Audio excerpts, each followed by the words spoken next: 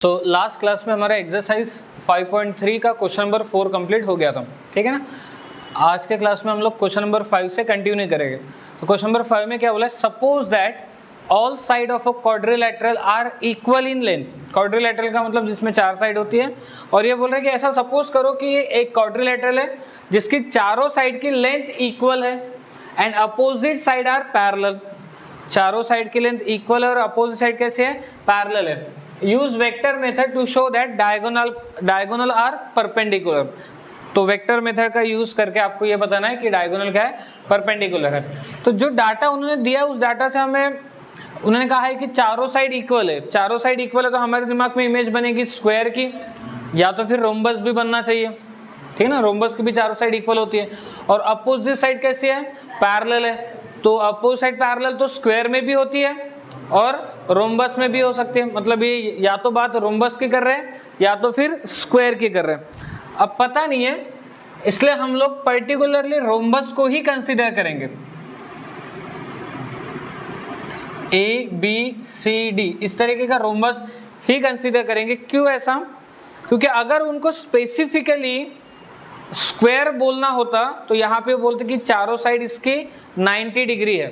अगर उनको specifically square ही बोलना होता, उन्होंने ऐसा कुछ भी नहीं बोला है, तो फिर हम उसको क्या कंसीडर करेंगे, रोम्बस ही करके कंसीडर करेंगे। अच्छा, तो फिर दिमाग में ये भी आ सकता है कि सर रोम्बस ही क्यों? उन्होंने तो यहाँ पे ये भी स्पेसिफिकली बताया नहीं है कि चारों एंगल 90 नहीं भी होंगे। समझ में आ रहा है क्या? तो यहाँ पे आप कोई भी लेके चलो, मैं तो बोलूँगा आपका आंसर आएगा ही।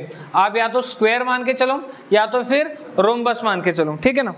तो रोम्बस मान के चलते हैं। तो इससे हमें क्या पता चला कि अपोजिट साइड पैरेलल है, इक्वल इन लेंथ है। अपोजिट साइड पैरेलल है, इक्वल इन लेंथ है। अब यहाँ पे जो मैंने डायरेक्शन बनाई है, ए से बी की डायरेक्शन और डी से सी की डायरेक्शन सेम बताइए। अच्छा, ये भी जरूरी नहीं है कि डायरेक्शन सेम होगी ही करके। समझ में आ रही है कि बात क्या शुरू है? जो सवाल में दिया है हमें उसी के अकॉर्डिंग यहाँ डायग्राम बनानी है। बट मैंने सोचा कि ए से बी होगा और डी से सी होगा, ये मेरा मानना है। सवाल में ऐसा कुछ दिया नहीं है। डी से सी भी हो सकता है, सी से डी भी हो सकता है। यहाँ ए से बी और बी से सी ये डायरेक्शन सेम लिया है। सॉरी, ए से डी और बी से सी ये डायरेक्शन सेम लिया है। यहाँ पे भी ऐसा कुछ भी मेंशन नहीं किया है कि इन दोनों की डायरेक्शन सेम है। मेंशन बस दो ही चीजें की है इस पूरे सवाल में कि चारों साइड की लेंथ सेम है। चारों साइड की लेंथ कैसी है, सेम है। चारों साइड की लेंथ मतलब मैं ये बोल सकता हूं वेक्टर ए बी की length is equals to vector B C की length equals to vector C D की लेंथ। अब देखो, यहां मैंने डायग्राम में डायरेक्शन तो डी से सी दिखाई है और यहां लिखते वक्त सी से डी लिखा है। कोई फर्क नहीं गिरेगा, लेंथ तो उतनी रहेगी ना। आप डी से सी जाओ या सी से डी जाओ, लेंथ में कोई असर होगा क्या? तो कंफ्यूज नहीं होने के लिए इसको अपन लगे तो सी से डी ही ले लेते हैं, ठीक है। और फिर इधर में एडी की लेंथ, ये चारों लेंथ इक्वल है, ये समझा। और वो कहना चाहते हैं अपोजिट साइड इसकी पैरेलल है। अपोजिट साइड का मतलब ए बी पैरेलल है किसको, सी डी को, एंड ए डी पैरेलल है डी सी को। सॉरी, ए डी पैरेलल है बी सी, ठीक है। आपको शो क्या करना है, आपको ये शो करना है कि इनके जो डायगोनल है यानी कि ए सी और बी डी, ये जो डायगोनल है ये कैसे एक दूसरे को परपेंडिकुलर है, ये शो करना है। अच्छा, मान लो दो वेक्टर अगर आपको परपेंडिकुलर शो करना है तो कितने तरीके हैं या क्या क्या सिचुएशन में वो परपेंडिकुलर हो सकते हैं? या तो नहीं सॉरी, अगर एक मिनट सुन लो, अगर आपको ये शो करना है कि दो वेक्टर परपेंडिकुलर है तो उनका डॉट प्रोडक्ट कितना आना चाहिए, 0। अगर उनका डॉट प्रोडक्ट 0 आ रहा है मतलब वो परपेंडिकुलर है। डॉट प्रोडक्ट 0 आ रहा है मतलब वो परपेंडिकुलर है। बट ऐसा नहीं है कि परपेंडिकुलर ही होंगे। देखो, इसमें ये बहुत सारी परेशानी होगी। मैं खुद बोल रहा हूँ कि दो वेक्टर का डॉट प्रोडक्ट अगर 0 आएगा तो परपेंडिकुलर हो गए, बट ऐसा हर बार होगा जरूरी नहीं है। क्यों नहीं है? क्योंकि वेक्टर ए और वेक्टर बी का डॉट प्रोडक्ट अगर 0 आ रहा है तो या तो वेक्टर a 0 होगा या तो वेक्टर b 0 होगा, तब भी तो डॉट प्रोडक्ट 0 आएगा। ये प्रॉपर्टी में लिखा के दिया है, देखना लास्ट क्लास। और या तो फिर अगर ये दोनों एक दूसरे को परपेंडिकुलर है तो भी डॉट प्रोडक्ट 0 आएगा। तो देखो होगा क्या, डॉट प्रोडक्ट 0 आएगा तो ये दो पॉसिबिलिटी बन सकती है, या तो a 0 या तो b 0, या तो फिर a और b परपेंडिकुलर, या फिर अगर a और b परपेंडिकुलर है तो डॉट प्रोडक्ट की वैल्यू 0 आना ही है, या फिर a या b 0 तो डॉट प्रोडक्ट की वैल्यू 0 आना ही है। अब यहाँ पे अपने को क्या शो करना है कि AC और BD ये परपेंडिकुलर है। समझ में आ रहा है क्या? AC और BD परपेंडिकुलर है, ये शो करना है। तो अगर मुझे AC और BD को परपेंडिकुलर शो करना है तो क्यों ना मैं ऐसा सोच रहा हूं कि मैं AC और BD का डॉट प्रोडक्ट निकाल लेता हूं। अगर डॉट प्रोडक्ट 0 आ गया, अगर डॉट प्रोडक्ट 0 आ गया तो इसका मतलब AC और BD परपेंडिकुलर हो गए। अच्छा, फिर बात आती है सर ऐसा भी तो हो सकता है कि AC 0 हो, बट क्या AC 0 होगा क्या? डायग्राम में देखो ना, A से C 0 होगा क्या? नहीं, मतलब AC 0 या BD 0 वाली कंडीशन यहाँ पे आ ही नहीं सकती। यहाँ कंडीशन अगर ये डॉट प्रोडक्ट 0 आ रहा है तो एक ही जगह आ सकती है जब ये एक दूसरे को क्या हो, परपेंडिकुलर हो। बात समझ में आ रही है मैं क्या बोल रहा हूँ? तो आपने को शो क्या करना है कि AC और BD एक दूसरे को परपेंडिकुलर है, मतलब इनडायरेक्टली मुझे क्या शो करना है कि AC और BD का डॉट प्रोडक्ट क्या आना चाहिए, 0 आना चाहिए। समझ में आ गया? समझा कि ये अपने को शो करना है। अब फिर AC निकालते और BD निकालते हैं। अब AC और BD कैसे निकालें? तो ट्रायंगल पे आते हैं। कौन सा ट्रायंगल? ABC वाला ट्रायंगल।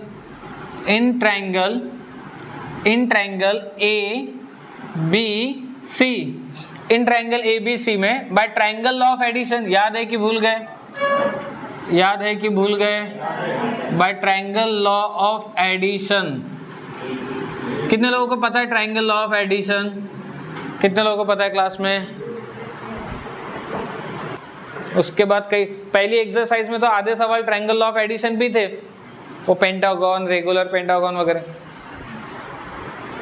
अब क्या बोलना, अब देखो यार तुम लोग, अगर तुम खुद नहीं पढ़ना चाहते तो मैं तो कुछ नहीं कर, मैं हेल्पलेस हूँ, मैं घर पे आके तुमको पढ़ा नहीं सकता हूँ। अच्छा वो भी कर लूंगा, लेकिन तुम्हारी तो इच्छा होने को ना पढ़ने की। जब तक तुम्हारी खुद की इच्छा नहीं है पढ़ने की, कुछ नहीं होगा। देखो टीचर के पढ़ाने से तुमको सब कुछ आएगा, इस बात की कोई गारंटी नहीं है। अगर ऐसा होता तो मैंने जितना पढ़ा दिया सब तुमको आता वही चीज़ है जो तुम पढ़ते हो। पता नहीं ये बात कभी तुमने नोटिस की कि नहीं? अगर मैंने पढ़ा दिया और तुमको आ गया तो हो गया, फिर तो पढ़ाई करने की ज़रूरत ही नहीं होती ना। तुमको वो चीज़ें तभी आएगी जब तक तुम घर पे जाके नहीं पढ़ोगे, जब तक उस पर टेस्ट उसकी प्रैक्टिस नहीं करोगे तुमको नहीं आएगा। तो इसका ये मतलब नहीं कि अपन ने ट्यूशन लगा ली तो अपना काम खत्म हो गया। तो इस बात पे सोचो। So by triangle law of addition, triangle of addition क्या कह रहा है कि वेक्टर AC ये इक्वल में आएगा किसके? Vector AB plus vector BC के। इसको इक्वेशन नंबर 1 देते। अब अपने को चाहिए BD। अब BD कहाँ आएगा? BD कहीं ना कहीं इस ट्रायंगल में आएगा, ठीक है। तो इन ट्रायंगल ABD, अब यहाँ पे ट्रायंगल लॉ ऑफ एडिशन लगाना है। ट्रायंगल लॉ ऑफ एडिशन याद है, एक ऐसा पॉइंट पकड़ते हैं जहां से दो रास्ते जाते हैं और उन दोनों को ऐड करते हैं जहां पे रास्ता कंटिन्यू हो रहा हो। तो जैसे यहाँ पे क्या आएगा? AB plus BD, AB plus BD is equals to AD। यहाँ से मुझे चाहिए BD is equals to AD minus AB। ये समझा? इसको इक्वेशन नंबर 2। अब अपने को क्या चाहिए? AC और BD का डॉट प्रोडक्ट निकालना है। AC और BD का डॉट प्रोडक्ट। AC कितना है मेरे पास? AB plus BC। अच्छा AB प्लस BC, तो मैं इसको BC प्लस AB ऐसे भी लिख सकता हूँ क्या? Into AD minus AB। समझा? अब मैंने जानबूझ के AB प्लस BC को BC प्लस AB लिखा है क्योंकि इधर में मुझे AB दिख रहा है, तो मैं चाहता था इधर वाला AB भी यहीं पे हो। अब ऐसा क्यों चाहते हैं हम लोग? क्योंकि हमने कहीं ना कहीं अलजेब्रा में ये पढ़ के रखा है A माइनस बी या A plus B into A minus B, पढ़ा है क्या? a minus B into A plus B क्या होता है? ए स्क्वायर, क्या होता है? A square minus B square. But ये तब होता है ना जब यहाँ पे दोनों जगह पे नंबर सेम हो ना, और एक ब्रैकेट में प्लस दूसरे ब्रैकेट में माइनस हो। यहाँ पे सेकंड वाले पोजीशन पे तो चीजें सेम दिख रही है मुझे, ए बी ब्रैकेट में एक जगह प्लस भी दिख रहा है, दूसरी जगह माइनस भी दिखाई दे रहा है। प्रॉब्लम बस इधर में है, यहाँ मुझे बी सी दिखाई दे रहा है और यहाँ ए डी दिखाई दे रहा है। समझा क्या?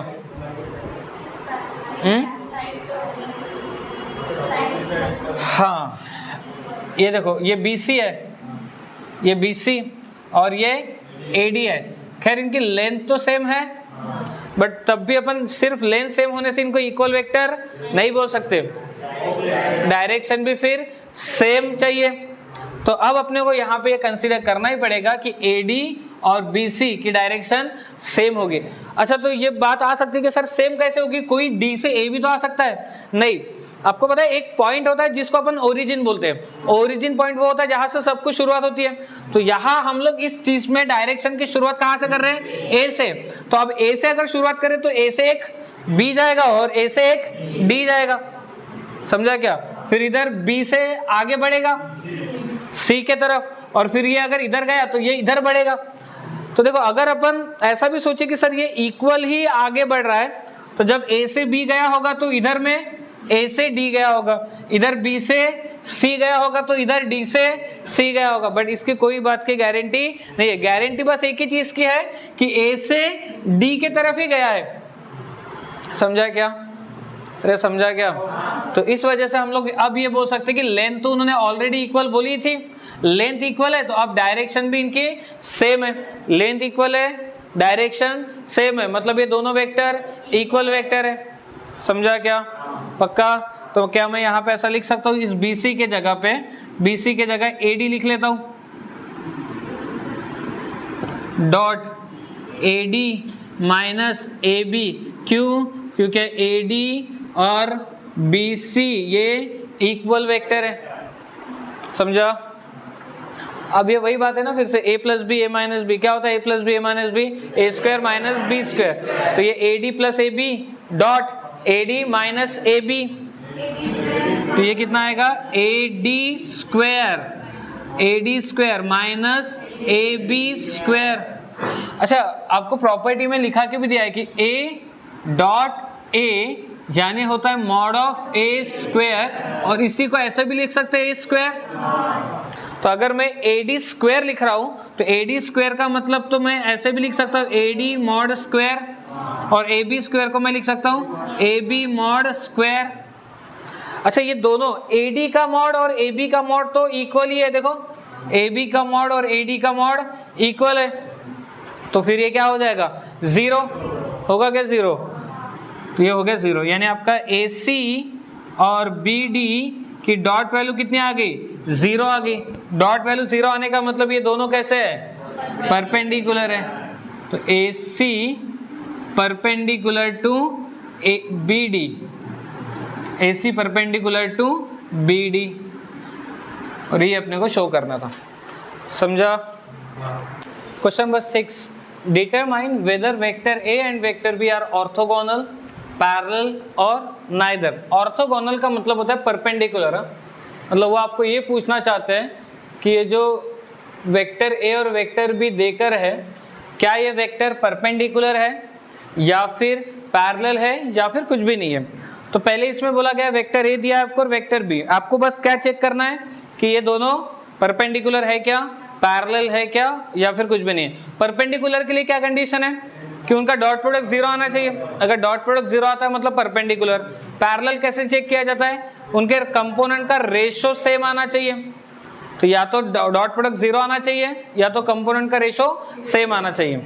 अगर कंपोनेंट का रेशो सेम आता है मतलब पैरेलल है, डॉट प्रोडक्ट 0 आता है मतलब परपेंडिकुलर है, और ऐसा कुछ भी नहीं होता है मतलब वो फिर कुछ भी नहीं है। तो यहाँ देखो, अगर आप वेक्टर A के कंपोनेंट, वेक्टर A के component A1 -9, B1 6, C1 15, vector B के कंपोनेंट A2 6, B2 -4, C2 -10, आप a1 अपॉन a2 निकालो, a1 upon a2 minus 9/6 minus 3/2, b1 upon b2 minus 3/2 और c1 अपॉन c2 माइनस 3/2। तो इनके component का ratio same आ रहा है, a1 upon a2 is equals to b1 upon b2 is equals to c1 upon c2। यानी पहली case में vector a and vector b कैसे है, पैरेलल है। यहाँ देखते हैं क्या यहाँ पे कंपोनेंट का रेशियो सेम आएगा कि नहीं। ये 2/5, ये तो माइनस 3/2 बना, कंपोनेंट का रेशियो तो सेम नहीं आएगा। तो वेक्टर a और वेक्टर b का डॉट प्रोडक्ट निकाल के देखते हैं। तो 2 × 5 10, 3 × -2 -6, -1 × 4 -4, 0 आ गया। तो वेक्टर a और वेक्टर b का डॉट प्रोडक्ट कितना आ गया, 0। वेक्टर a और वेक्टर b का डॉट प्रोडक्ट 0 आने का मतलब ये दोनों वेक्टर परपेंडिकुलर है, दोनों वेक्टर परपेंडिकुलर है। यहाँ देखते हैं कि क्या कंपोनेंट का रेशियो सेम आ रहा है, क्या नहीं आएगा। वेक्टर a और वेक्टर b का डॉट प्रोडक्ट निकाल के देखते हैं। ये -3/5 × 5 -3, 1/2 × 4 +2 और 1/3 × 3 1। तो ये कितना आ गया, 0। तो वेक्टर a और वेक्टर b का डॉट प्रोडक्ट कितना आ गया, 0। तो यहाँ से क्या पता चला कि वेक्टर a और वेक्टर b एक दूसरे को परपेंडिकुलर है। समझा क्या। फोर्थ पे आते हैं। फोर्थ में वेक्टर a और वेक्टर b दे गया। अगर इनका रेशियो देखो तो ये 4/5, ये आ रहा है आपका 1/2 और ये आएगा आपका 3/2। तो रेशियो तो सेम नहीं आ रहा है, रेशियो सेम नहीं आ रहा है। डॉट प्रोडक्ट करके देखते हैं। तो ये 4 × 5 20, -1 × -2 2, 20 + 2 22 और ये 6 × 4 64। ये भी नहीं आ रहा है 0। समझ में आया क्या, मतलब कंपोनेंट का रेशियो भी सेम नहीं आ रहा है और ये परपेंडिकुलर भी, डॉट प्रोडक्ट भी 0 नहीं आ रहा है। तो ये ना ही परपेंडिकुलर और ना ही पैरेलल है। अच्छा, इसको एक सॉल्व करने का तरीका दूसरा भी था। आप एंगल बिटवीन टू वेक्टर का फॉर्मूला लगा लो। एंगल बिटवीन टू वेक्टर का फॉर्मूला याद है, vector a dot vector b upon mod of vector a mod of vector b। Vector a और वेक्टर b का डॉट प्रोडक्ट 5 4 20, -1 × -2 +2 और ये 24 और अपॉन में कितना आएगा, वेक्टर a का मॉड 4 का स्क्वायर 16 प्लस 1 का स्क्वायर 1, 6 का स्क्वायर 36, 5 का स्क्वायर 25, -2 का स्क्वायर 4, 4 का स्क्वायर 16। ऊपर में कितना आ गया 46। ये कितना हो रहा है, कितना हो रहा है, ये 53 और ये कितना हो रहा है 45। तो देखो ये तो आगे सॉल्व नहीं हो रहा है ना, आगे सॉल्व नहीं हो रहा है। तो क्या फिर इन सवालों को भी वैसे किया जा सकता था? हाँ बिल्कुल। आप ना यहाँ पे एंगल बिटवीन टू वेक्टर का फॉर्मूला लगाओ और आपको पता चलेगा कि cos थीटा की वैल्यू 1 आई है। इस केस में अगर आप सॉल्व करते ना तो आपको cos थीटा की वैल्यू कितनी मिलती, 1। और अगर cos थीटा की वैल्यू 1 मिल रही है, इसका मतलब थीटा कितना होगा, 90 नहीं हुई, 0। थीटा कितना रहेगा, 0। थीटा 0 का मतलब क्या कि वेक्टर a और वेक्टर b के बीच में एंगल 0 है। एंगल 0 है मतलब वो दोनों पैरेलल हो गए। समझा क्या।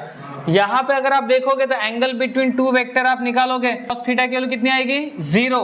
और cos थीटा की वैल्यू 0 आने का मतलब थीटा कितना रहेगा, 90। थीटा 90 होगा, इसका मतलब वेक्टर a और वेक्टर b के बीच में एंगल 90 है, यानी एक दूसरे को परपेंडिकुलर है। सेम इस केस में भी आप एंगल बिटवीन टू वेक्टर से cos थीटा निकाल सकते हो। cos थीटा की वैल्यू यहाँ आपको मिलेगी 0 मिलने का मतलब थीटा कितना होगा, 90। थीटा 90 का मतलब परपेंडिकुलर। तो यहाँ पे देखो ना ही आपको 0 मिल रहा है, क्या इसका कैलकुलेशन 0 आएगा, नहीं। क्या इसका कैलकुलेशन 1 आएगा, नहीं। मतलब परपेंडिकुलर भी नहीं है और पैरेलल भी नहीं है। तो यहाँ पे अपन बोल सकते हैं vector a and vector b neither parallel nor perpendicular. समझ में आया कैसा करना है इस टाइप के सवाल को। नंबर 7 आपको बोला find the angle P of the triangle. एक ट्रायंगल दिया है, जैसे मान लो ये ट्रायंगल दिया है P Q R। P के कोऑर्डिनेट आपको दिए 0 -1 -2, Q के कोऑर्डिनेट 3 1 4 और R के कोऑर्डिनेट 5 7 1। आपको बोला कि ये एंगल P फाइंड आउट करना है। तो मान लेते हैं एंगल P जो है थीटा है, तो आपने को बेसिकली क्या फाइंड आउट करना है, थीटा। थीटा कैसे फाइंड आउट कर सकते हैं, अपन वेक्टर PQ निकाल लेते हैं और वेक्टर PR निकाल लेते हैं, वेक्टर PQ और वेक्टर PR। ठीक है, आपको क्या करना है, इन दोनों के बीच का एंगल निकालना है। तो एंगल बिटवीन टू वेक्टर का फॉर्मूला यूज कर सकते हैं। फिर समझ में आ रहा है कि क्या शुरू है, बोलो वेक्टर PQ कैसे निकालोगे, PQ कैसे निकालते, Q माइनस P, 3 माइनस 0 तो 3 आए, 1 minus of -1 2J, 4 minus of -2 6K vector PQ। फिर vector PR, vector PR R minus P तो 5 माइनस 0 तो 5I, 7 minus of -1 8J, 1 minus of -2 3K, ये वेक्टर PR आ गया। तो angle between vector PQ and PR का formula बनेगा vector PR dot vector PQ upon mod of vector PR mod of vector PQ। So cos theta is equal to vector PR और vector PQ का dot product करना है, 3 × 5 15, 2 × 8 16 और 6 × 3 18 upon में vector PR का mod, vector PR का mod 5 का square 25, 8 का स्क्वायर 64 प्लस 3 का स्क्वायर 9 और फिर इधर में आएगा वेक्टर PQ का मॉड 3 का स्क्वायर 9, 2 का स्क्वायर 4, 6 का square 36। So cos theta is equal to ये कितना हो रहा है 15 प्लस 45 45 46 और 49 ये कितना हो रहा है 98 और ये हो रहा है आपका 49। तो ये तो 7 हो गया और 7 49 के साथ कैंसिल होगा तो 7 देगा, √98 का कुछ हो सकता है क्या, तो ये आ जाएगा आपका √98 को अपन लिख सकते हैं 49 × 2, 49 का स्क्वायर रूट 7 फिर कैंसिल। हाँ तो cos थीटा की वैल्यू कितनी आ गई 1/√2। cos थीटा की वैल्यू 1/√2 कब आती है 60 पे, नहीं 60 नहीं, हाँ cos थीटा की वैल्यू 1/√2 कब आती है 45 पे। तो आपका एंगल आ जाएगा 45, एंगल P इन्होंने जो फाइंड आउट करने के लिए बोला था वो था आपका 45 डिग्री। समझा। जनरली मैं कभी कभी ऐसा सोचता हूँ कि आजकल की जनरेशन को पढ़ाई में इंटरेस्ट क्यों नहीं है, वैसा जनरली सोचता हूँ, तो पता नहीं चला मेरे को आज तक इसका जवाब कि इंटरेस्ट क्यों नहीं है। कोई बताएगा क्या हो रहा है तुम्हारे जनरेशन के साथ, पढ़ने वढ़ने में तुमको इंटरेस्ट नहीं आ रहा है। और ऐसा नहीं है कि ये सिर्फ इसी बैच की प्रॉब्लम है, ये हम लोग हर बैच में प्रॉब्लम देख रहे हैं। ऐसा नहीं कि ये इंस्टीट्यूट की है, चंद्रपुर में जितने इंस्टीट्यूट है, तुम तो भी ठीक है, बाकी टीचर्स तो बहुत ही चिल्ला रहे हैं। मतलब जो हमारे दोस्त लोग हैं अदर इंस्टीट्यूट में, वो तो बोलते हैं कि पिछले 2 साल से तो एकदम थर्ड क्लास ही बैच आ रही है, थर्ड क्लास बोल रहे हो। तो समझ में नहीं आ रहा कि क्या प्रॉब्लम है, कौन बताएगा। हाँ, किसको ढंग से लगा है कि सर ये प्रॉब्लम हो रही है जिस वजह से हम पढ़ नहीं रहे। हाँ बोल सोमेन, क्या सब के सब थोड़ी ना रिलेशनशिप में होंगे। और ऐसा कौन बोलता है कि रिलेशनशिप में है तो पढ़ाई नहीं होती। हाँ, बहुत से लोग नहीं करते। चलो ये मुझे तो नहीं लगता कि ये, क्योंकि मैंने ऐसे भी स्टूडेंट देखे हैं जो रिलेशनशिप में होने के बाद में भी क्लास में टॉप करते थे। वो क्यों अलग है, मतलब वो क्या एलियन है क्या। जो मुझे जो एक पॉइंट दिखा है मोबाइल, ये एक पॉइंट मुझे दिखा है बस, बट मुझे शायद पता नहीं कि यही पॉइंट सही है कि इसके अलावा भी पॉइंट है। जैसे हाँ यही है, मोबाइल नहीं है। अभी पता है प्रधानमंत्री मोदी जी का अपने भाषण था, उन्होंने ये बोला कि ऑन एवरेज एक इंसान दिन में 6 घंटे मोबाइल देख रहा है। एवरेज की बात हो रही है, एवरेज इंसान मतलब सब आ गया इसमें, स्टूडेंट, अडल्ट, जो भी है, एवरेज निकाला गया कि 6 घंटे मोबाइल दिन में देखा जा रहा है। मतलब कितने, 24 घंटे में से 6 घंटे, मतलब 1/4 पार्ट तो आपका मोबाइल में जा रहा है। ऐसा उनका सर्वे था और ऐसा एवरेज निकाला गया। तो क्या वाकई में ऐसा है क्या कि मोबाइल की वजह से तुम लोग पढ़ाई नहीं कर रहे हो?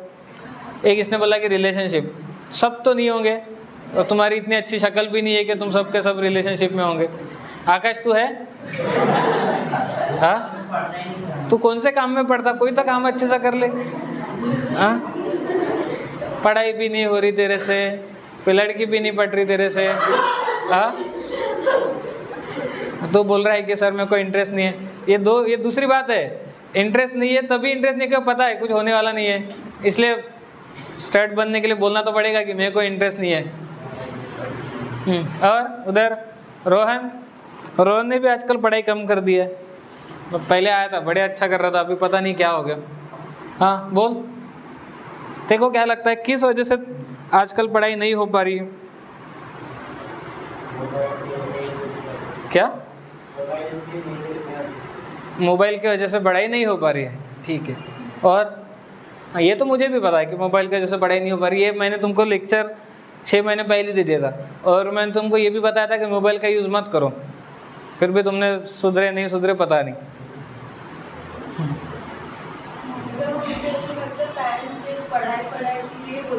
तो हाँ ठीक है ना, वो समझ में आता है कि आजकल पेरेंट्स प्रेशर बहुत डालते हैं, प्रेशर डालते हैं, ये पता है मेरे को। बट बेसिक पढ़ाई भी तो ज़रूरी है ना, 11, 12 डिग्री ये तो ज़रूरी है ना। फिर क्या ये ज़रूरी नहीं है? हमारे पेरेंट्स प्रेशर नहीं डालते थे, हमारे पेरेंट्स तो उल्टा लटका के मारते थे। रियलिटी है ये। एक बार गलती से स्कूल से या कॉलेज से फ़ोन गया, समझ जाना उस दिन रात में धुलाई है पापा के हाथ से। मारते थे उल्टा लटका के, नीचे वो होता था ना मिर्ची विर्ची का वो, तो उसको प्रेशर डालना थोड़ी ना बोलते। तुम गलती करोगे, बात प्रेशर डालने की नहीं, प्रेशर क्यों डाल रहे हो तुम पे ये भी तो सोचो। तुम पढ़ नहीं रहे इसलिए शायद प्रेशर डाल रहे। अगर तुम उनको पढ़ते हुए दिखेंगे तो क्यों प्रेशर डालेंगे?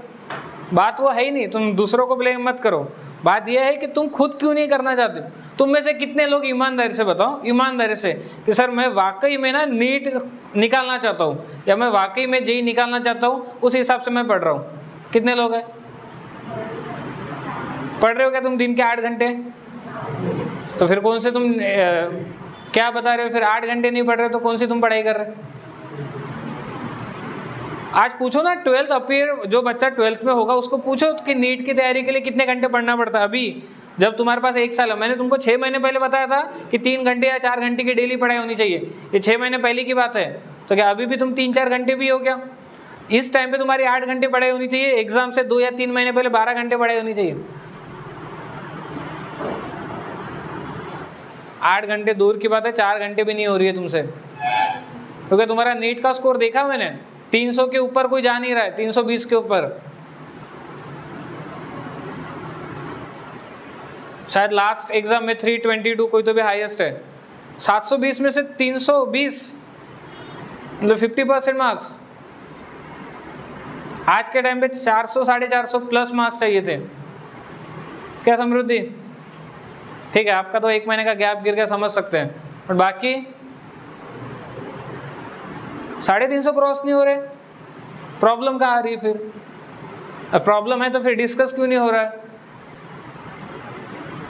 तुमको क्या लगता है सिर्फ पढ़ने से हो जाएगा क्या? पढ़ते ऐसे बहुत लोग हैं।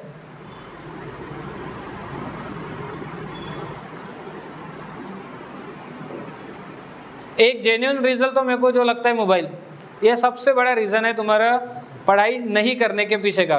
तुमको पता नहीं चल रहा शायद कि तुमको हैबिट लग गई है मोबाइल की, हैबिट लग गई है। तुम 1-1.5 घंटा मोबाइल मत देखो, तुमको एक बेचैनी से फील हो रही होगी। नहीं होती? पक्का?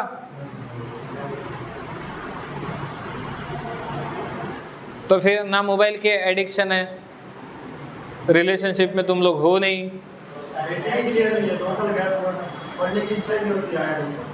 बेसिक क्लियर नहीं है। बेसिक क्लियर नहीं होने का क्या रीजन है? तो बेसिक तो क्लियर करना पड़ेगा ना अपने। देखो तुम ये मत समझो कि 2 साल की पढ़ाई सिर्फ तुम्हारे लिए रुकी है, सारे दुनिया में 2 साल की पढ़ाई रुक गई थी।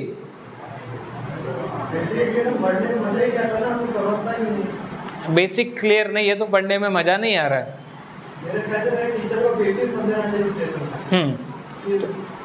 तो अब जैसे मैं पढ़ा था तो इसमें बेसिक क्या समझाना है? नहीं ठीक है ना, मैं जनरल बात कर, जैसे वेक्टर चैप्टर मैंने चालू किया था तो इसका बेसिक तो मेरे ख्याल से मैं पढ़ाते वक्त तो बेसिक से चालू करता हूँ, डेफिनेशन से चालू होता है। तुम्हारा बेसिक का मतलब ये नहीं होना चाहिए कि सर हमको क्रॉस मल्टीप्लाई नहीं आ रहा है, क्वेश्चन समझना चाहिए। ठीक है, ये एक हो सकता है कि सर बेसिक क्लियर नहीं है तो हमारी प्रॉब्लम्स जा रही है हमको बेसिक क्लियर नहीं होने की वजह से। ठीक है, और तो ये बात अच्छे से दिमाग में रख लेनी है कि तुम जितना ज़्यादा पढ़ोगे उतना तुम्हारा सिलेक्शन के चांसेस है। नहीं तो सही बता रहा हूँ, एक 12th निकल जाएगा ना और किसी 3rd क्लास कॉलेज में एडमिशन ले लोगे ना, जिंदगी वहीं पे खराब। वो बोलने की बात है कि सर पढ़ाई सब कुछ नहीं होता, ये सब बोलने की बात है, ठीक है ना। आज भी 90% लोग दुनिया में या अपने इंडिया में जॉब वाले ही है, सबके सब लोग बिजनेस नहीं बनाते, 90% लोग जॉब में ही है, और जॉब तभी लगेंगी जब तुम पढ़ोगे। 10% लोग ओन करते बिजनेस को। तुम ही अपनी घर में देख लो, कितने लोग बिजनेस कर रहे हो, कितने लोग जॉब कर रहे हैं। तुम अगर 10 लोगों को खड़ा करोगे तो उसमें से 6 से 7 लोग तुमको ऐसे ही मिलेंगे जो बोलेंगे कि हम यहाँ जॉब कर रहे हैं, वहाँ जॉब कर रहे हैं। 3 लोग ऐसे मिलेंगे जो बोलेंगे कि मेरा ये बिजनेस है, वो बिजनेस है। तो देश की 90% लोग या यूथ अगर जॉब कर रहा है तो जॉब कब मिलेगी तुमको? डिग्री या पढ़ाई के बेसिस पे जॉब मिलेगी ना। ये समझ क्यों नहीं रहे तुम लोग? अरे 12th निकल गया तो क्या कर लोगे?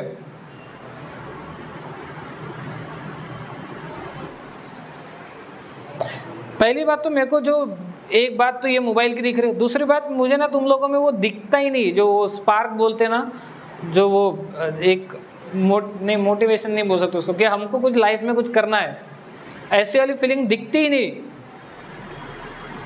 तुम बस इसको एक रेगुलर डे के जैसा समझ रहे हो। जैसे ये 2 साल नहीं क्या कि सर हम तो बचपन से पढ़ते हुए आए हैं, बचपन में वही करते थे, उठते थे, स्कूल जाते थे, पढ़ते थे, मस्तियाँ करते थे और एग्जाम दे के क्लियर कर लेते थे।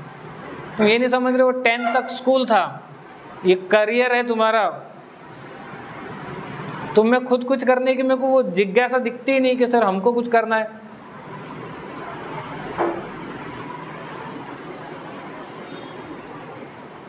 जब तक तुम खुद कुछ करने की कोशिश नहीं करोगे ना, कोई तुम्हारी हेल्प नहीं करेगा। देखो, अगर तुमको लग रहा है कि मोबाइल की वजह से प्रॉब्लम है तो आज ही जाके मोबाइल घर पे दे दो। कोई ज़रूरत नहीं है मोबाइल की तुमको। ज़रूरत गिरती भी है तो फिर आधे 1 घंटे के लिए ले लो। कौन ऐसा बोल रहा है आपको मोबाइल यूज़ ही मत करो? कोई नहीं बोल रहा है। बस उसका कुछ तो लिमिटेशन होना चाहिए। तुम्हारे पास खुद के पर्सनल मोबाइल है, पर्सनल मोबाइल रहेंगे तो होना ही है, टाइम वेस्ट तो होना ही है।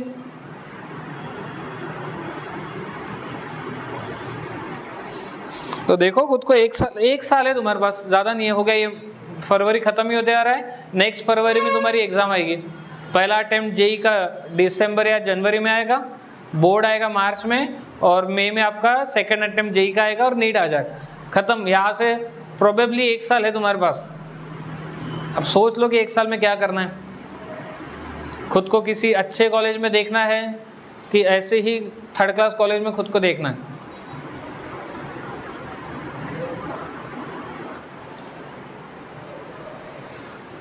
चलो क्वेश्चन नंबर 8 पे आता है। इस क्वेश्चन में देखो क्या बोला है, if vector P Q R are unit vector. ये क्या बोलना चाहते हैं कि ये वेक्टर पी जो दिया है, ये देखो, ये वेक्टर पी है, ये वेक्टर क्यू है और ये वेक्टर आर है, ये क्या है? यूनिट वेक्टर है। यूनिट वेक्टर का क्या मतलब होता है? जिसका मैग्नीट्यूड 1 है। अच्छा, इन्होंने ये जो वेक्टर दिए ना, ये एक ट्रायंगल के साथ रिप्रेजेंट किया है कि ये जो है A B side vector P है, B C side vector R है, A C side vector Q है, और उन्होंने बोला कि यूनिट वेक्टर है। यूनिट वेक्टर है मतलब पी क्यू का मॉड 1 है और मॉड का मतलब क्या होता है, लेंथ, यानी कि ए बी की जो लेंथ है ये 1 है, आर का मॉड ये भी 1 है, यानी कि ये जो लेंथ है ये 1 है, और Q का मॉड ये भी कितना आएगा, 1 आएगा, यानी ये जो लेंथ आएगी ये 1 आ जाएगी। समझा क्या? तो ये ट्रायंगल की तीनों लेंथ 1 है, यानी तीनों लेंथ सेम है, तो इसका मतलब ये कौन सा ट्रायंगल हुआ, इक्विलैटरल ट्रायंगल हो गया। समझा? अब इक्विलैटरल ट्रायंगल है तो फिर एंगल कितने रहेंगे, 60 डिग्री। अब अपने जो महाराष्ट्र की स्टेट की जो बुक है इसमें थोड़ी गलतियां है। गलती क्या है कि उन्होंने बोला है कि ये वाला एंगल 60 है, ये एंगल भी 60 है, और ये वाला एंगल भी 60 है। ठीक है, हालांकि आप में से भी बहुत सारे बच्चों को लग रहा होगा कि 60 60 60 होना तो चाहिए, क्योंकि ये कौन सा ट्रायंगल है, इक्विलैटरल ट्रायंगल है। इक्विलैटरल ट्रायंगल है तो सभी एंगल की सम कितनी होती है, 180 होती है। ठीक है, मतलब हर एक एंगल कितना होगा, 60 होगा। बट अगर हम लोग वेक्टर के पॉइंट ऑफ व्यू से देखें तो वेक्टर में हम लोग एंगल को कब डिफाइन किया था, जब उसके टर्मिनल पॉइंट या इनिशियल पॉइंट सेम हो। जैसे अगर मैं इसकी बात करूं तो ये है आपका वेक्टर ए बी, जिसको वेक्टर पी से डिनोट किया गया है, और ये है आपका वेक्टर ए सी, इसको भी वेक्टर क्यू से डिनोट किया गया है। तो ये इन दोनों का कौन सा पॉइंट है, इनिशियल पॉइंट है। तो मैं इसको क्या बोल सकता हूँ कि ये तो 60 डिग्री है। समझा क्या? बट जब आप इसको सोचोगे ना, ये सोचो, इसको सोचो, क्या इसको मैं वेक्टर P और वेक्टर R के बीच का एंगल बोल सकता हूँ क्या? नहीं। देखो, हाँ, इसमें भी आपका जो विजन है वो क्लियर होना चाहिए। अगर आप ट्रायंगल के पॉइंट ऑफ व्यू से सोचोगे तो ये 60 डिग्री है, क्योंकि ट्रायंगल इक्विलैटरल है। लेकिन एंगल बिटवीन टू वेक्टर के पॉइंट ऑफ व्यू से सोचोगे तब ये एंगल नहीं रहेगा P और R के बीच का। P और R के बीच का एंगल 60 नहीं है। क्यों नहीं है? क्योंकि ये वेक्टर P का ये कौन सा पॉइंट है, टर्मिनल, और वेक्टर R का ये कौन सा पॉइंट है, इनिशियल पॉइंट है। समझा क्या? तो ये एंगल आपका 60 ट्रायंगल के लिए है, लेकिन वेक्टर P और वेक्टर R के लिए नहीं है। अच्छा, बात आती है कि सर आप पर इतना एंगल पे जोर क्यों दे रहे? क्योंकि जो अपने को फाइंड आउट करना है vector P dot vector Q, इसका फॉर्मूला क्या बनेगा, डेफिनेशन A डॉट B की डेफिनेशन क्या होती है, mod of A mod of B cos theta. तो P डॉट Q की mod of P mod of Q cos theta. इस बार ये जो थीटा ये क्या रहेगा, एंगल किसके बीच का, P और Q के बीच का। तो जब हम P और Q के बीच का एंगल सोच रहे हैं तो P और Q का इनिशियल पॉइंट सेम होना चाहिए या टर्मिनल पॉइंट सेम होना चाहिए। तो ये देखो, ये P है और ये Q है, तो इनका कौन सा पॉइंट सेम है, इनिशियल पॉइंट सेम है। तो फिर मैं इसको एंगल बोल सकता हूं कि ये P और Q के बीच का एंगल है। बात समझ में आई क्या? So vector P dot vector Q is equals to mod of vector P कितना है, 1, मॉड ऑफ वेक्टर Q ये भी 1 है, और थीटा कितना है, थीटा फिर से समझ लो, P और Q के बीच में एंगल कितना है, 60। तो cos 60 की वैल्यू 1/2। तो आंसर, फाइनल आंसर कितना आएगा आपका, 1/2। ये आ गया आपका vector P dot vector Q। ठीक है, अब बात करते हैं सेकंड की, vector P dot vector R। जब आप vector P dot vector R निकालने की सोचोगे तो इस पे फॉर्मूला कौन सा लगेगा, mod of vector P mod of vector R cos theta. इस बार जो थीटा है वो क्या होना चाहिए, एंगल किसके बीच का, P और R के बीच का एंगल होना चाहिए। अब P, वेक्टर P को देखना है और वेक्टर R को देखना है। देखो, ये वेक्टर P है, ये वेक्टर R है, बट हो क्या रहा है कि इस वेक्टर का ये टर्मिनल पॉइंट है और इसके लिए ये इनिशियल पॉइंट है। तो क्या मैं बोल सकता हूँ क्या 60 जो है वो वेक्टर P और वेक्टर R के बीच का एंगल है? बोल सकता हूँ क्या? नहीं बोल सकते। बात समझ में आई क्या? फिर अब उसके लिए क्या करें, तो क्यों ना मैं इसको, ये वेक्टर P को आगे एक्सटेंड कर दूं। अगर ये मेरा वेक्टर P इधर में आ जाए इस तरीके से, तो अब बोल सकता हूं कि ये वाला जो वेक्टर P है ये है और ये वेक्टर R है। क्या अभी आपको इनिशियल पॉइंट दिख रहा है, दोनों के लिए दिख रहा है क्या? क्योंकि अपन फ्री वेक्टर पढ़ रहे हैं ना, अपन जो वेक्टर पढ़ते हैं वो कौन सा वेक्टर है, फ्री। इसको मूव करा सकते हैं अपन ने इसको आगे मूव करा दिया इस तरीके से। क्यों आगे मूव करा है, क्योंकि मैं चाहता था कि वेक्टर P और वेक्टर R का जो ये वाला पॉइंट हो ये इनिशियल पॉइंट बन जाए। तो अब ये एंगल कितना है, ये वाला 120 रहेगा, 180 नहीं, ये तो एंगल 60 था ना, ये कितना रहेगा फिर 120, यानी वेक्टर P और वेक्टर R के बीच में एंगल कितना है 120। तो ये आपका 1, ये आपका 1 और cos 120 की वैल्यू -1/2। अब ये पता होनी चाहिए कैसे आती है -1/2। इसको अपन लिखेंगे 90 + 30, 90 रहा तो फंक्शन चेंज, तो cos है तो sin 30 बनेगा। सेकंड क्वाड्रेंट में जा रहा है, नेगेटिव आएगा तो -1/2 आएगा इसका आंसर। समझा क्या कुछ? तो फाइनल आंसर आ रहा है -1/2। इधर अपने इसमें क्या आंसर देखे, गलत है वो, हाँ 60 लिया है उन्होंने। नेक्स्ट सवाल पे आते हैं। अब इसको देखो ध्यान से, क्या बोलना चाहते हैं, प्रूव बाय वेक्टर मेथड, मतलब वेक्टर मेथड का यूज करके the angle subtended on semi circle is a right angle triangle. ले क्या करना चाहते हैं कि अगर अब एक सेमी सर्कल लेते हैं हम लोग, जैसे मान लो ये सेमी सर्कल है, और इस सेमी सर्कल पे अगर मैं prove by vector method the angle subtended on a semi circle is a right angle triangle. अगर मैं ये A और B को डायमीटर ले लूँ और इन दोनों को कुछ ऐसा ज्वाइन कर दूँ, तो ये कहना चाहते हैं कि यहाँ जो एंगल बनेगा ना, ये एंगल 90 डिग्री है, ये शो करना है आपको। ऐसा कुछ आपने कभी पढ़ा है क्या पहले ज्योमेट्री में, क्या पढ़ा है?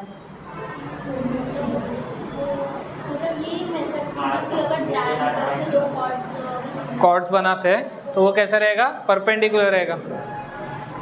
पता नहीं है तुमको याद है नहीं है, मुझे तो नहीं पता, बट ज्योमेट्री में एक ऐसा थ्योरम हुआ करता था कि अगर आप किसको, आपके डायमीटर को लेके अगर दो कॉर्ड बनाते हो तो वो कॉर्ड कैसी रहेगी, परपेंडिकुलर रहेगी। डायमीटर की बात होती है तो वहाँ पे कंप्लीट सर्कल आता है, यहाँ पे क्या बोला जाता है, सेमी सर्कल। लेकिन अगर आप ठीक से देखो तो आपको ये डायमीटर ही तो दिख रही होगी, सॉरी नॉट डायमीटर, कॉर्ड ही तो दिख रही होगी। ये भी कॉर्ड है और ये भी कॉर्ड ही, तो आपको ये शो करना है कि ये दोनों कॉर्ड यहाँ जब इंटरसेक्ट करेंगे तो यहाँ पे एक 90 डिग्री एंगल तैयार करेंगे। समझा? सवाल समझ में आ गया क्या प्रूफ करना है? अब इसके लिए हम लोग अप्रोच क्या करेंगे कि ये यहाँ कहीं तो भी इसका सेंटर होगा, इस सेंटर को मैं O बोल रहा हूँ, ये सेंटर का है O, और ये O मैं स्पेसिफिकली ओरिजिन बोल रहा हूँ कि ये O कौन सा पॉइंट है, ओरिजिन पॉइंट ही है। ठीक है, तो ये पॉइंट A है, तो ये आपका वेक्टर A हो जाएगा, OA आपका वेक्टर A होगा क्या? और OB नहीं, नेगेटिव वेक्टर A होगा, OB आपका क्या होगा, नेगेटिव वेक्टर A। अब यहाँ पे नेगेटिव वेक्टर A का कंसेप्ट आएगा। नेगेटिव वेक्टर का कंसेप्ट क्या होता था कि length same but direction opposite. तो ये बेसिकली रेडियस है, तो ये भी तो रेडियस है, दोनों सेम रहेंगे लेकिन दोनों की डायरेक्शन अपोजिट है। इस वजह से अगर मैं इसे वेक्टर A बोलता हूँ तो इसे नेगेटिव वेक्टर A बोलना होगा मुझे। अगर मैं इसको ये वेक्टर A बोलता तो इसे नेगेटिव वेक्टर A बोलना पड़ता। बात समझ में आ गई? आपको क्या शो करना है कि ये AP और ये BP का डॉट प्रोडक्ट 0 आएगा। AP और BP का डॉट प्रोडक्ट क्या लाना है अपने को, 0, क्योंकि डॉट प्रोडक्ट 0 आने का मतलब वो परपेंडिकुलर होंगे, और यही तो शो करना है ना कि ये जो एंगल बन रहा है ये परपेंडिकुलर है। समझा? यानी मुझे किसकी जरूरत गिरेगी, पहले AP की। तो मैं एक काम और कर लेता हूँ, ये O को भी P के साथ ज्वाइन कर रहा हूँ, O को P के साथ ज्वाइन किया। अब ध्यान से देखना और मुझे ये बताना कि वेक्टर OA का मॉड मतलब लेंथ, वेक्टर OB की लेंथ और वेक्टर OP की लेंथ, क्या ये सेम रहेंगे तीनों के तीनों? क्यों? रेडियस है। क्या ये रेडियस है? समझा? ये तीनों के तीनों सेम रहेंगे। अब बात करते हैं हम लोग, ट्रायंगल ले लेते कोई भी एक, ये वाला एक ट्रायंगल ले लेते हैं। इन ट्रायंगल AOP, ठीक है, AOP। अगर मैं ये ट्रायंगल लेता हूँ तो यहाँ अगर मैं ट्रायंगल ऑफ एडिशन लगाता हूँ तो ये क्या बनेगा, OA plus AP is equals to OP, ये समझा? तो यहां से मैं AP निकाल लेता हूं, कितना आएगा AP, OP माइनस OA, इसको इक्वेशन नंबर 1 दे दिया। क्या तो कोई प्रॉब्लम? ठीक है, अब इस वाले ट्रायंगल की बात करते हैं। इन ट्रायंगल BOP, यहाँ पे अगर मैं ट्रायंगल ऑफ एडिशन लगाता हूँ तो OB plus BP, OB plus BP is equals to OP। तो यहां से भी हम लोग वेक्टर BP निकालते हैं। वेक्टर BP कितना आएगा, OP माइनस OB, इसको इक्वेशन नंबर 2। अब इन दोनों का डॉट प्रोडक्ट निकालते हैं, वेक्टर AP और वेक्टर BP का डॉट प्रोडक्ट, वेक्टर AP और वेक्टर BP का डॉट प्रोडक्ट, यानी vector OP minus vector OA का डॉट प्रोडक्ट किसके साथ, vector OP minus vector OB के साथ। ठीक है, अच्छा ये वेक्टर OP को मैं कुछ नाम दे दूं क्या, इसको मैं वेक्टर R बोल देता हूँ, कुछ भी नाम देते हैं। तो ये वेक्टर R हो गया मेरे लिए, माइनस वेक्टर OA को अपन ने क्या बोला है, vector A dot vector OP तो वेक्टर R है, minus vector OB negative vector है, तो ये क्या बन गया, प्लस वेक्टर है। तो अब इनका डॉट प्रोडक्ट निकाला जा सकता है, ये A plus B A minus B, याद है क्या, A plus B A minus B, A square minus B square, यानी वेक्टर R का स्क्वायर माइनस वेक्टर A का स्क्वायर। बट ये लेंथ तो सेम है ना, देखो वेक्टर R की लेंथ और वेक्टर A की लेंथ सेम रहेगी, समझा क्या? तो ये कितना हो जाएगा फिर, 0 हो जाएगा। तो vector AP dot vector BP कितना आ गया, 0 आ गया। ये 0 आने का मतलब ये दोनों एक दूसरे को परपेंडिकुलर हो गए। तो vector AP perpendicular to vector BP, इसका मतलब ये जो एंगल क्रिएट हो रहा था AP और B, ये एंगल कितना रहेगा आपका, 90 डिग्री, समझे? ठीक है, चलो लिखो। क्वेश्चन नंबर 10 से लेके जितने भी सवाल हैं ये एक नए टॉपिक के क्वेश्चन है, और ये सेम टॉपिक आपको जब हम लोग नेक्स्ट चैप्टर पढ़ेंगे लाइन एंड प्लेन, उस पर मिल जाएगा। मतलब होगा क्या कि मुझे उस टॉपिक को यहाँ पे भी पढ़ाना होगा, उससे रिलेटेड सवाल करवाना पड़ेगा, और फिर सेम टॉपिक को मुझे लाइन और प्लेन में भी पढ़ाना पड़ेगा। ठीक है, तो क्या करें, पहले ही पढ़ लेते हैं अभी, क्या लाइन और प्लेन में पढ़ते हैं? कभी भी पढ़ सकते हो, कोई फर्क नहीं गिरेगा। आप बोलो अभी तो, या फिर लाइन और प्लेन में भी। हाँ, लाइन और प्लेन में अभी पढ़ते हैं अपन। एक मिनट, स्टेट बोर्ड में कब पढ़ा था अपन ने, लाइन और प्लेन में पढ़ा था ना? हाँ, क्योंकि वहाँ भी उसकी ज़रूरत तो गिरती है काफ़ी, क्योंकि वहाँ पे कंटिन्यू में हो जाएगा। तो ठीक है, फिर एक काम करेंगे, इसके आगे के जो सवाल है इससे रिलेटेड टॉपिक हम लोग लाइन और प्लेन में लेंगे, और मैं लाइन और प्लेन चालू करने से पहले वो टॉपिक ही पढ़ाऊंगा और उससे रिलेटेड सवाल करवा के फिर लाइन में, यानी आपको एक कंटिन्यूटी फील होगी। तो ऐसा होगा कि फिर लाइन और प्लेन में जाने के बाद मुझे ये टॉपिक फिर से आपको रिवाइज करवाना पड़ेगा। ठीक है।